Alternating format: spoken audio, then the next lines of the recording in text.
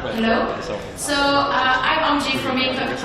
Today I was thinking this is the first talk of the year and what I would prepare for our audience. Given that BUIDL Europe, focusing on BUIDL and a lot of founders getting around and people are interested in ecosystem growth, I thought the perfect topic is when we talk about what is the developer first and a lot of protocol focusing on that, but what we understand wrong and what we can do together. First, I'm Eomji Park. For those who met me first time, I'm from Encode Club, which is the global education community for developers and early stage founders. I'm also a guest scientist at the University of Munich. This is my ex. I'm not writing too many things, but if you're interested in having a chat, of course, very, very happy to get connected. First, why are developers important? So who needs developers? Yes, exactly. So blockchain is a technical product. Developers are the primary users of technical products. They build the apps that bring secondary users, which is end users. Think Google Cloud or Kubernetes. They're platform for builders. So Kubernetes never said that like on the metro station, like use Kubernetes. Nobody gonna do that. So technical products need developers who can use their thing and make something useful. So without developers, no apps, no users, no ecosystem. This is the typical graph you can learn from like a class of typical technological adoption graph, which is the niche enthusiasm to mainstream adoption, how different types of actors are coming into your ecosystem. Very well-known graph, we can break down a little bit.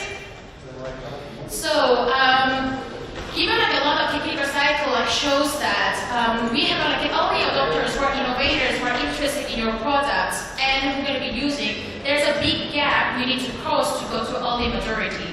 Blockchains are still far from early majority, but let's look into the precons and what is happening. So they're often driven by curiosity. They are like looking for some revolution. They are talking to your ethos, they resonate that. So they're willing to stick around even though your product is not ready to produce something too much. They will be around almost like even like a cult. Like often we joke about how blockchain ecosystem can be cult. Sometimes it's impressionable, but they're very interested in your efforts, so even if it's very difficult to build, they will dig into it, documentation is not ready, they stick around. You need to showcase that what's new for you, offer some education, open-ended challenge, and provide some flexibility they can play with. And be ready that if it's not that interesting to them anymore, at a certain point they may leave, but you need to utilize that engagement to bring new people into your ecosystem. To cross the chasm, most importantly is at a certain point, but there need a practical benefits should be provided for developers, not actual ethos. How many developers are making like choosing tech stack like React or like Next.js because of ethos of the product? At a certain point, they just gonna choose because it's beneficial for them, it's easier to use. At that certain point, you need a much more polished SDK, better documentation, so that any developers who come to build something on top of your chain, it's easy to go, so they're going to be building.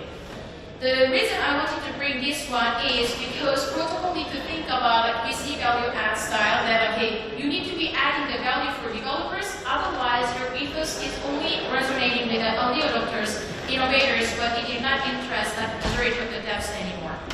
But what's the difference from Web 2 tech products? These are a lot based on Web 2 tech products, how it can work. Token. So how token is working differently? We all know that token is providing utility for network, but it's also equity that participants can join your governance, and also treasury. We need to be very frank to ourselves. A lot of the foundation and treasuries, tokens are their budget. They are budget to operate the ecosystem. So that's the reason why we tend to work on defending the price of the token, which is not neglectable. Early adoption rely on token holders that we are looking for certain activities, and then this is something like which can excite the token holders, or will this dynamic stay same all the time? That's questionable. So let's think about one question.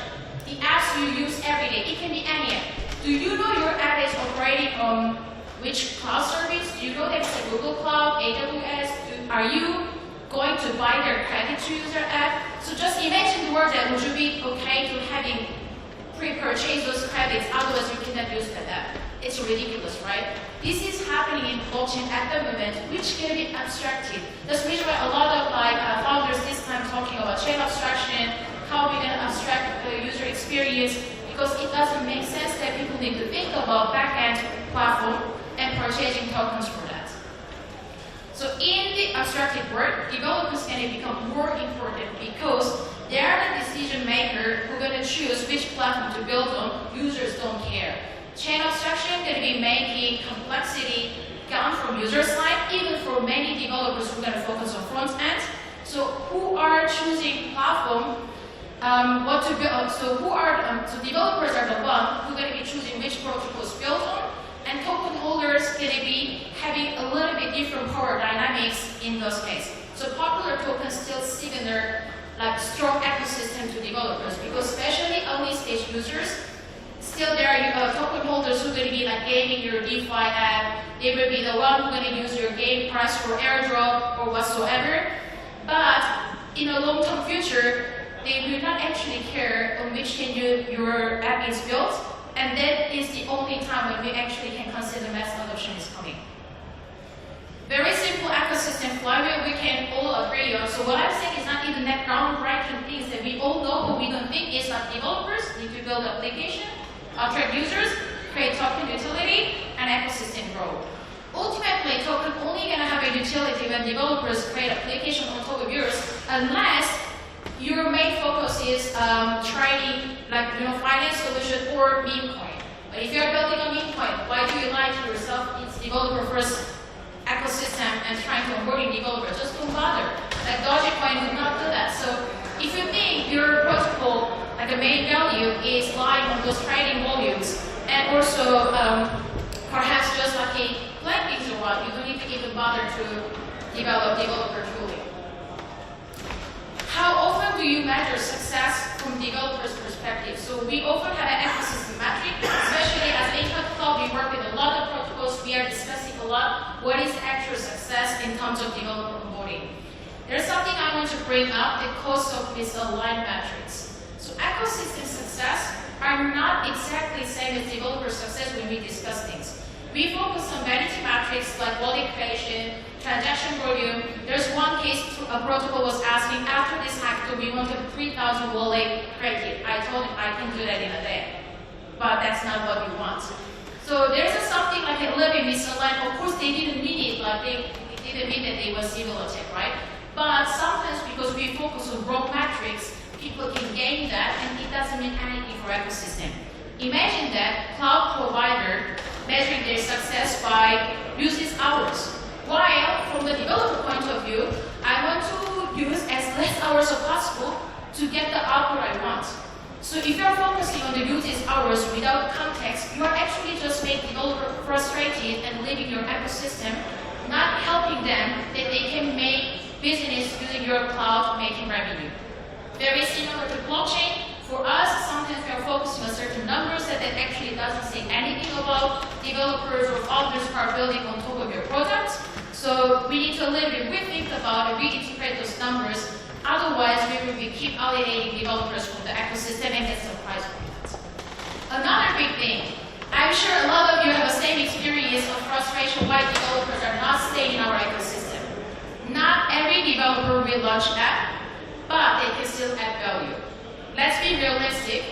Developers come to your hackathon. If 1,000 developers all decide to become a founder, that's a bit of a joke. We need some employees, we need some people who are contributing to project other than founder. Otherwise, we're going to be actually building the app. Everyone going to be just like researching and still making the prototype. So unrealistic expectation is frustrating your team and frustrating developers as well. It's important to understand different developer journeys, that what kind of motivation they have. Some of them are going to be your open source contributor. Some of them are going to be coming and perhaps grab the prize and gone. Then you need to make your bounties or workshop in a way that they can make demo for you. They will be your first freelance DevRel. So we need to a little bit shifting our view and not keep asking like how many of those hackers are going to be staying around. There's another thing, continuously, so the motivation. Ecosystem often thinks that developers are only in it for quick payout and will leave. So you become very like hostile or like a very defensive when you come to the developer education program, that those developers are going to be around just for a month to get a quick buck. It's easier to blame developers because there are external factors, right? but we are not addressing their pain points. So maybe it's not easy to build on top of yours, or it's just meant to be something fun. When we look into the Web2 hackathon, hackathons supposedly make developers come and test your tech, having fun. Not everyone is founding a company. So that's something like we need to understand why they're coming, and you need to think about how can I extract the value from that interaction, not making them all in one basket. This is something I wanted to bring up, that all the time we're a little bit subjective like expressions without numbers, so I wanted to talk about number, what we are talking about. This is Electric Capital report. I think all of us have looked at it perhaps at least once. It's 2024 version. How many full-time developers are in ecosystems? Slightly less than 8K. Monthly active dev 24K. 2023 it was slightly below 7K. If I remember correctly, 6.8, which means that over the year we had a 1K more developer coming into whole industry, not one ecosystem, whole industry. And full-time developer, the definition of full-time developer is 20 hours per week. It's not 48 hours or 35 like European, 20 hours per week that we consider full-time. So let's break to this one. We have now 8K developer in the world. If we have like top 100 projects we are talking about, like how many developers each must have. Within 8K, how many are in Ethereum ecosystem? And let's say Solana, then we churn out half of them.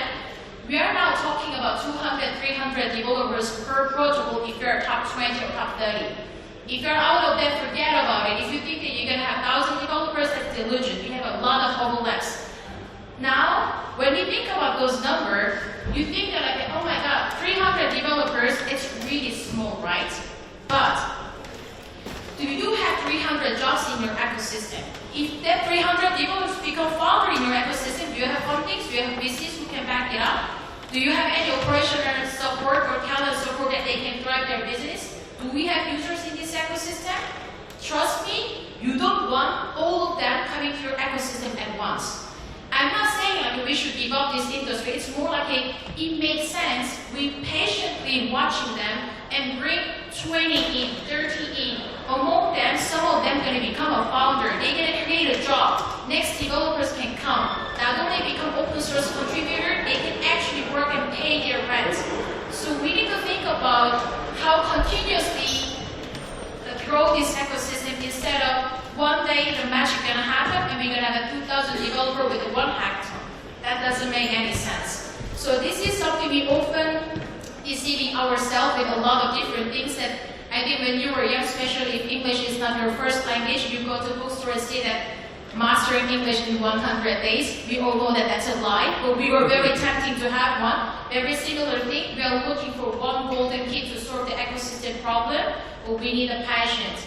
Today, especially the talk from Pedro of BUIDL Connect, when he talked about 7 years of his foundership, what he learned was being patient to get all those things, what he dreamed of getting adopted to the world and keep building. That's what I want to resonate. There's some protocol example. Now, if I tell you, last 2-3 years, which protocol has been thriving in developer ecosystem, I'm pretty sure like there's one come to your mind. That is something they have been working on years, not one. I don't know actually if I can mention the name, but after this, we can have a chat. There's a successful case and also the case that they were very popular, but they a little bit failed to having developer retention. I'm very happy to have a separate chat, but it's not being recorded, so that you can always come later. But what I want to say is, it's not like we are completely failing as an industry. Obviously, we're still growing, but sometimes we have illusion of wrong actual number and focusing on wrong thing for the sake of interest of token holders, which is yet important, but maybe this is actually slowing us down. So when we think about scaling success, like as said, like the key is ensuring the continuation, and it sounds like very easy thing to do, but very difficult to execute. One thing I want to mention is also if you were in crypto more than a year, I have been around three years, which is not that OG, but decent amount. How many of you have been in crypto more than a year? I guess everybody in this room, right?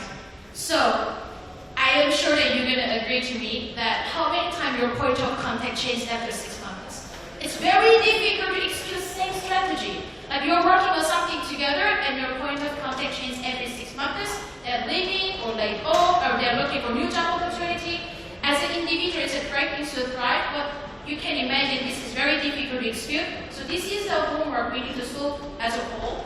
And then again, we can discuss that, okay, how different ecosystem was approaching this slightly differently, and now when we look back, it's only anecdotal opinion, but how they could build a successful ecosystem by having very consistent approach. So now let's go back to the concept a little bit, so that what kind of things we can do in early stage or growth stage or mature stage. So early stage, we need to focus on innovator and early adopter, thrive on awareness and experimentation. Nothing very new, but I want to emphasize that forget about retention. It's not time to worry about retention now. We need to worry about awareness and growing the pie together. Everyone needs to remember and put your protocol on your hat.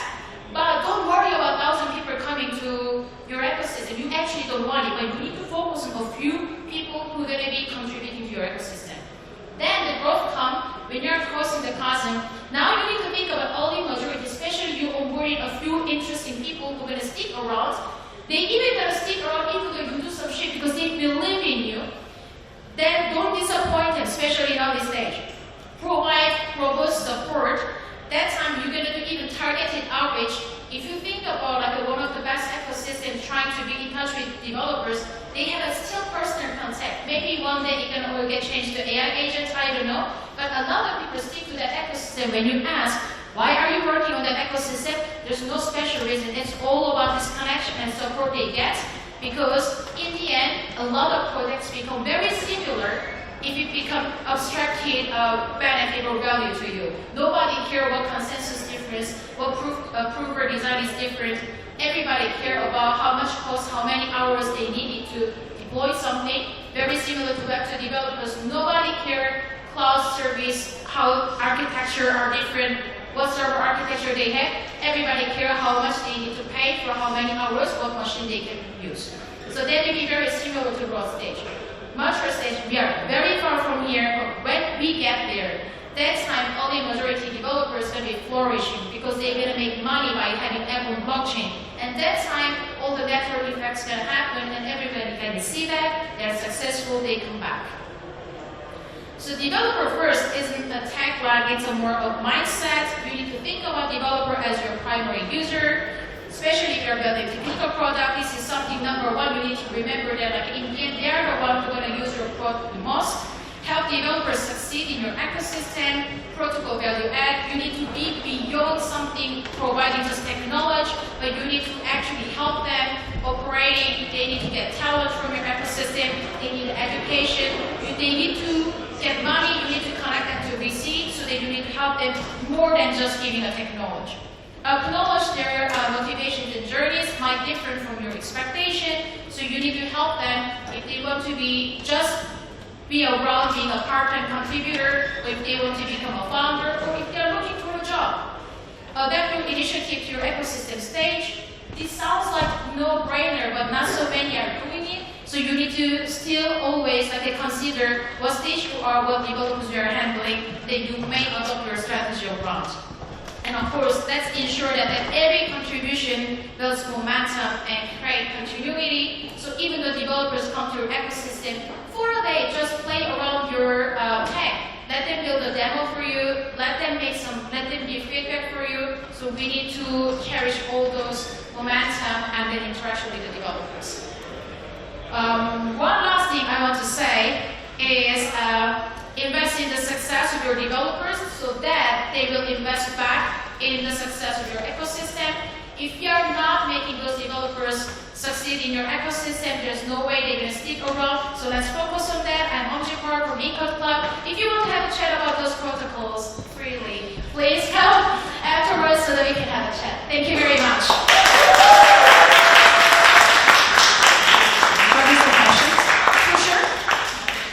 Do you have any questions, anybody? For Eomji? Yeah? I cannot tell any name now.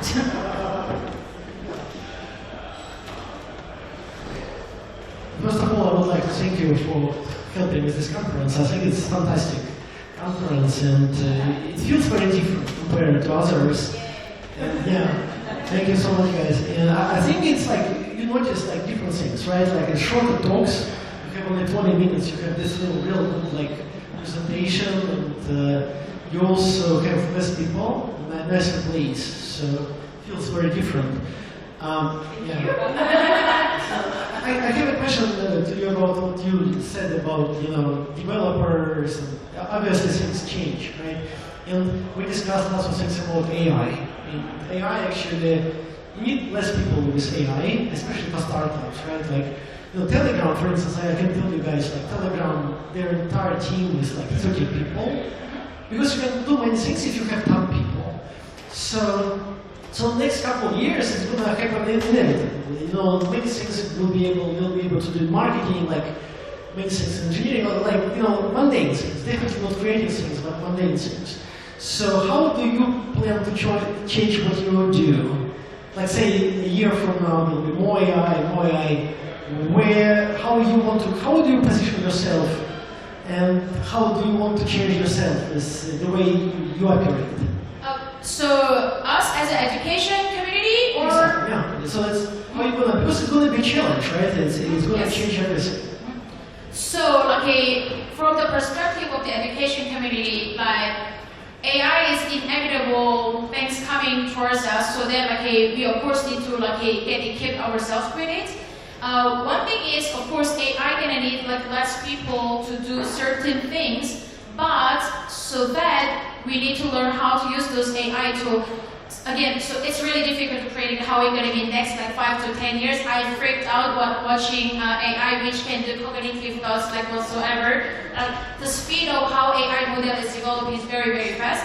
But what I can predict is, if I cannot judge if this AI is doing something well or not, I will become obsolete one.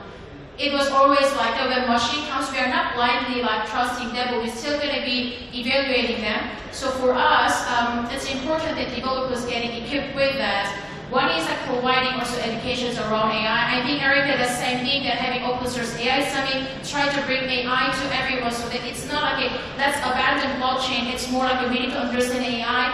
Even blockchain can help AI. So in terms of education, we don't worry too much, given that AI is also making a lot of civil logic possible. Blockchain can actually prevent that even. So there's a lot of different ways we can collaborate in terms of a topic. So that's something I don't worry too much. But developer point of view, it might be interesting.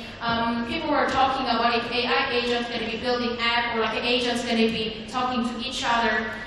That, I think, proved that developer become more important, but it's going to be only more abstracted, because AI going to be choosing which chain to work on.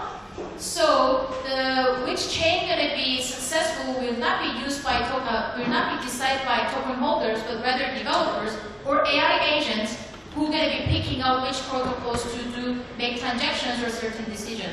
So education point of view, they're going to be always looking to learn, so I don't worry too much. But if you're a protocol or if you're a developer, AI will not replace you, but you need to understand AI very well so that you can be thriving. But protocol point of view, AI or developer are going to be choosing your future.